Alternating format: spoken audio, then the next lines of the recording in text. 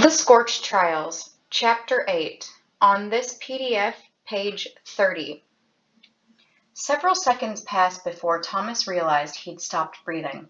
Sucking in a deep pull of air, he gaped at the now empty room. No bloated, purple-skinned bodies, no stink. Newt nudged past him, walking forward with his slight limp until he stood in the very center of the room's carpeted floor. "This is impossible," he said, turning in a slow circle, gazing up at the ceiling where the corpses had hung from ropes only minutes earlier. Not enough time passed for someone to get them out, and no one else even came into this buggin' room. We would have heard them.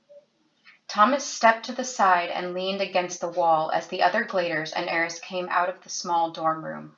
A hushed sense of awe spread across the group as one by one each person noticed the missing dead. As for Thomas, he once again felt a numbness, like he just might be done feeling surprised at anything. "You're right," Minot said to Newt. "We were in there with the door closed for what, 20 minutes? No way anyone could have moved all those bodies that quickly. Plus, this place is locked from the inside." "Not to mention getting rid of the smell," Thomas added. Minot nodded. "Well, you shanks are right smart," Frypan said through a huff. "But take a look around. They're gone, so whatever you think, somehow they got rid of them." Thomas didn't feel like arguing about it or even talking about it, so the dead bodies were gone. They'd seen stranger stuff. "Hey," Winston said, "those crazy people quit screaming and yelling." Thomas put his weight back on his feet, listened. Silence. "I thought we couldn't hear them from Eris's room, but you're right, they stopped." Soon everyone was running for the larger dorm room on the far side of the common area. Thomas followed, intensely curious to look out the windows and see the world outside.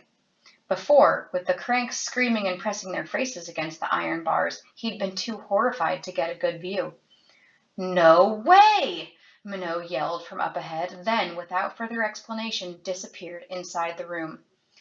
As Thomas moved in that direction, he noticed that every boy hesitated a second, wide-eyed at the threshold of the door, then went ahead and entered the room. He waited as each Glader and then Eris funneled their way inside, then followed.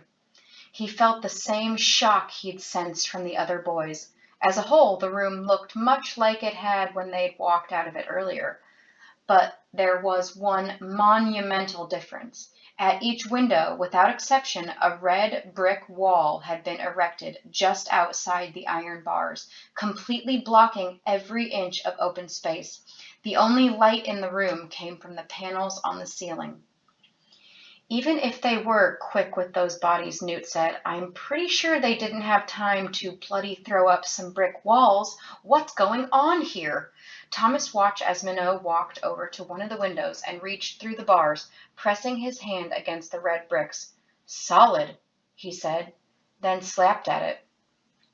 "Doesn't even look fresh," Thomas murmured, stepping up to one himself to get a feel. "Hard and cool. The mortar's dry. Somehow they've tricked us, that's all."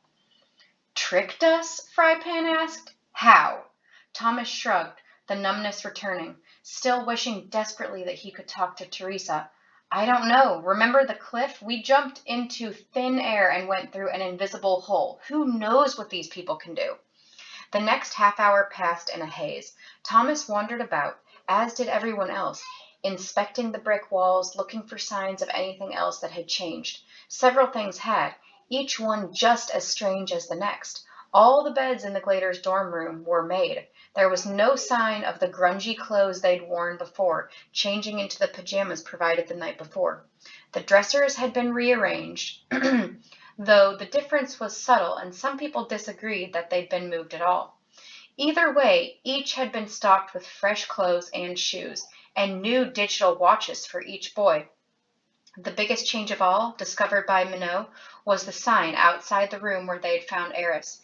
Instead of saying Teresa Agnes, Group A, Subject A1, the betrayer, it now said Eris Jones, Group B, Subject B1, the partner. Everyone observed the new plaque. They wandered away, But Thomas found himself standing in front of it, unable to move his eyes. To Thomas, it felt like a new label made it official. Teresa had been taken from him, replaced by Eris. None of it made sense, and none of it mattered anymore.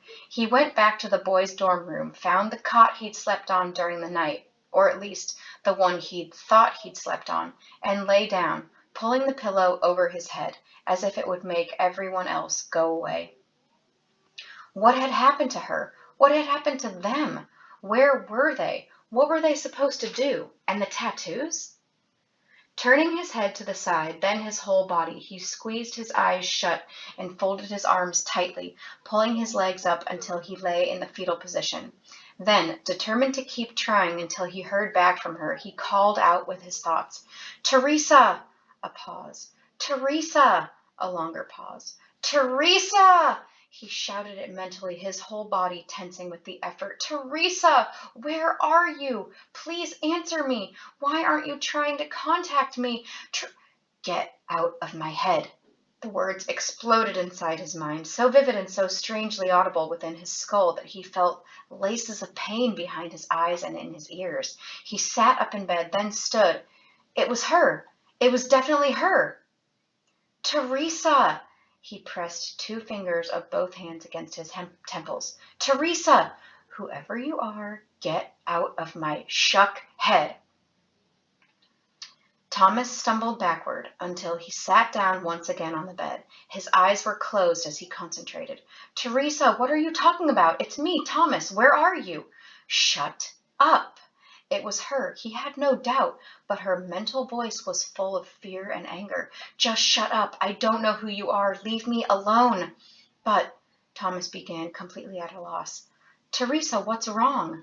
She paused before answering, as if collecting her thoughts, and when she finally spoke again, Thomas sensed an almost disturbing calm in her. "Leave me alone, or I'll hunt you down and cut your throat. I swear it." Then she was gone. Despite her warning, he tried calling for her again, but the same emptiness he'd felt since that morning returned, her presence having vanished. Thomas fell back on the bed, something horrible burning through his body. He quickly buried his head in the pillow again and cried for the first time since Chuck had been killed. But the words from the label outside her door, the betrayer, kept popping up in his mind, each time he pushed them away. Amazingly, no one bothered him or asked him what was wrong. His stifled sobs finally faded into an occasional hitched breath, and eventually he fell asleep. Once again he dreamed. He's a little older this time, probably 7 or 8. A very bright light hovers above his head like magic. People in strange green suits and funny glasses keep peeking at him, their heads momentarily blocking the brilliance that shines down. He can see their eyes, but nothing else. Their mouths and noses are covered by masks. Thomas is somehow both himself at the age and yet, as before, observing as an outsider. But he feels the boys' fear. People are talking, voices muted and dull. Some men, some women, but he can't tell which is which or who is who. He can't understand much of it all. Only glimpses, fragments of a conversation, all of it terrifying. We'll have to cut deeper, and with him and the girl. Can their brains handle this? This is so amazing, you know? The flare is rooted inside him. He might die. Or worse, he might live. He hears one last thing from something that doesn't make him shiver in disgust or fright. Or he and the others might save us. Save us all.